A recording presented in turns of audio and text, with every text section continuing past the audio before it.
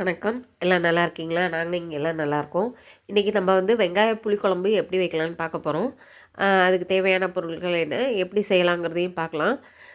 இதில தேவையான பொருட்கள விளக்கெண்ணெய் காமிச்சிருப்பேன். ஆனா, அ குழம்பு வைக்கிறது காமிக்கும்போது அது வீடியோ எடுக்காம விட்டாச்சு.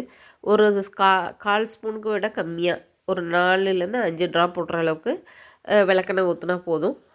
அ வாங்க இனிமே வெங்காய புளிக்குழம்பு எப்படி செய்யலான்னு பார்க்கலாம் வாங்க. வணக்கம். இப்போ நம்ம வெங்காய வத்த குழம்புக்கு தேவையான பொருட்கள் என்னென்னு பார்க்க போகிறோம். நல்லெண்ணெயில் தாளிச்சுக்கணும்.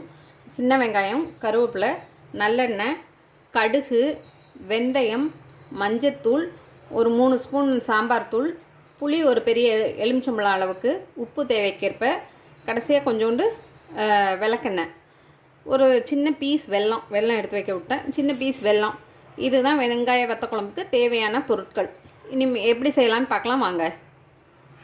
இப்போ நல்லெண்ணெயை ஊற்றிக்கணும். இப்போ எண்ணெய் நல்லா சுட்டுருச்சு. இப்போ கடுகு போட்டுடலாம். இது நல்லெண்ணெய்ங்கிறதுனால கொஞ்சம் பொங்கும்.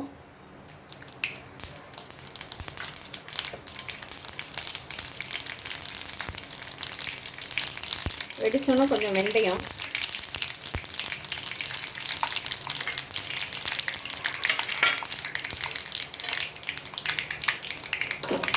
இப்போ இந்த நம்ம எடுத்து வச்சோம் இல்லையா வெங்காயம், அதை போட்டுடலாம்.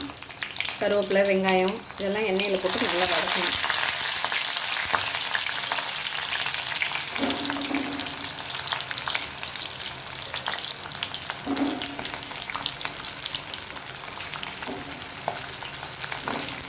இது வதங்கிட்டே இருக்கட்டும். வதங்கி சுருங்கணுன்னா காமிக்கிறேன் பாருங்கள் எந்த அளவுக்கு வதங்கணும்னு.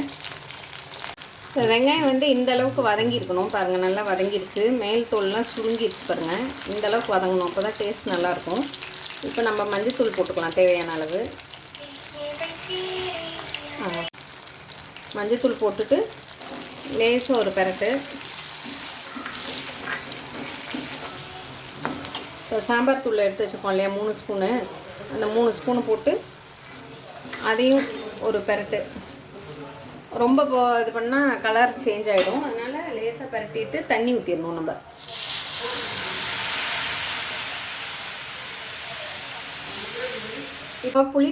இப்போ நம்ம புளி தண்ணி ஊற்றக்கூடாது. இந்த வெங்காயம் வேகணும் இல்லையா, அதனால் இந்த சாம்பார் தூள், மஞ்சத்தூள், இப்போ தேவையான அளவு உப்பு, அந்த உப்பை போட்டு நல்லா இப்போ வெங்காயம் வேகட்டும். வேகிற அளவுக்கு வெந்தோடனே அப்புறம் புளியை கரைச்சி ஊற்றிடலாம். அது வரைக்கும் கொதிக்கட்டும். வெந்தோடனே காமிக்கிறேன் பாருங்கள். புளி ஊற்றிட்டா வெங்காயம் அவ்வளோ சீக்கிரம் வேகாது, அதனால தான். இப்போ நல்லா வெந்துருச்சு. வெங்காயம்லாம் நல்லா வெந்துருச்சு. இப்போ நம்ம புளி கரைச்சி வச்சுருக்கோம் இல்லையா, அதை ஊற்றிடலாம்.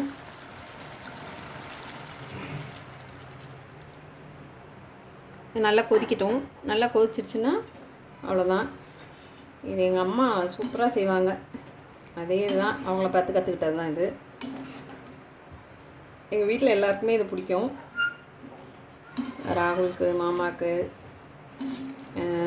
யார் கெஸ்ட் இருந்தாலும் பிடிக்கும். பாருங்கள் நல்லா கொதிச்சுட்ருக்கு. இன்னும் நல்லா கொஞ்சம் கெட்டியாகணும். வெங்காயம்லாம் நல்லா வெந்துருச்சு, ஒன்றும் பிரச்சனை இல்லை. எல்லாம் அப்படியே கலந்துருச்சு பாருங்கள். நல்லா வெந்துருச்சு. இது கெட்டியாகணும், அவ்வளோதான். இது கெட்டியாகிடுச்சுன்னா இறக்கிடலாம். இந்த நம்ம ஊற்றின எண்ணெய் பூரா வெளில வந்துடும். இதில் ஒரு சின்ன பீஸு வெல்லம் போட்டுடலாம். இந்த வெல்லம் டேஸ்ட் எடுத்து கொடுக்கும், அதுக்காக தான். ஒரு சின்ன பீஸ் வெல்லம். இந்த விளக்கெண்ணெய் ஊற்றுறது தான் தனி டேஸ்ட்டே. வத்த குழம்பு, புளிக்குழம்பு எல்லாத்துக்குமே கடைசியாக கொஞ்சமாக விளக்கெண்ணெய் ஊற்றிட்டிங்கன்னா ரொம்ப நல்லாயிருக்கும்.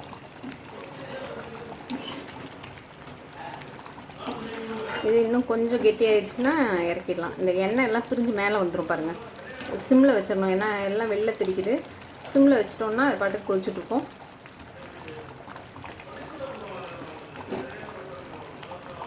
இப்போ பாருங்கள், நம்ம ஊற்றின எண்ணெய் எல்லாம் அப்படியே வந்துருச்சு பாருங்கள். அப்படியே கொதிக்க கொதிக்க கொதிக்க கொதிக்க நம்ம ஊற்றின எண்ணெய் அப்படியே வந்துடும். அந்த நல்லெண்ணெய், விளக்கெண்ணெய் இதெல்லாமே கொதிச்சு அப்படியே மேலே அப்படியே வருது பாருங்கள் எண்ணெய். பாருங்கள் இப்போ கெட்டி ஆயிடுச்சு. எண்ணெய் ஃபுல்லாக வெளில வந்துருச்சு. எவ்வளோ கெட்டி ஆயிடுச்சு பாருங்கள். அவ்வளோதான், இறக்கிட வேண்டியதுதான். இப்போ நான் பாத்திரம் மாற்றிட்டு காமிக்கிறேன் பாருங்கள். அவ்வளோதான், முடிஞ்சிடுச்சு. இப்போ பாருங்கள், வெங்காயம் வத்த குழம்பு முடிஞ்சிருச்சு. பாருங்கள் எவ்வளோ கெட்டியாக இருக்குது. ஸ்பூனில் எடுத்து போடுற அளவு தான் இருக்கும். சாதத்துக்கும் நல்லாயிருக்கும். இட்லி தோசைக்கு ரொம்ப நல்லாயிருக்கும் தொட்டுக்க இருக்கும். இந்த வீடியோ இவ்வளோ நேரம் நீங்கள் பார்த்ததுக்கு ரொம்ப தேங்க்ஸு. இது உங்களுக்கு பிடிச்சிருக்குன்னு நினைக்கிறேன். இது வீட்டில் செஞ்சு பாருங்கள். செஞ்சு பார்த்துட்டு கமெண்ட் சொல்லுங்கள், எப்படி இருக்குன்னு சொல்லுங்கள். சப்ஸ்கிரைப் பண்ண எல்லாருக்கும் நன்றி. லைக் பண்ண எல்லாருக்கும் நன்றி. சப்ஸ்கிரைப் பண்ணாதவங்க சப்ஸ்கிரைப் பண்ணுங்கள். தேங்க்யூ.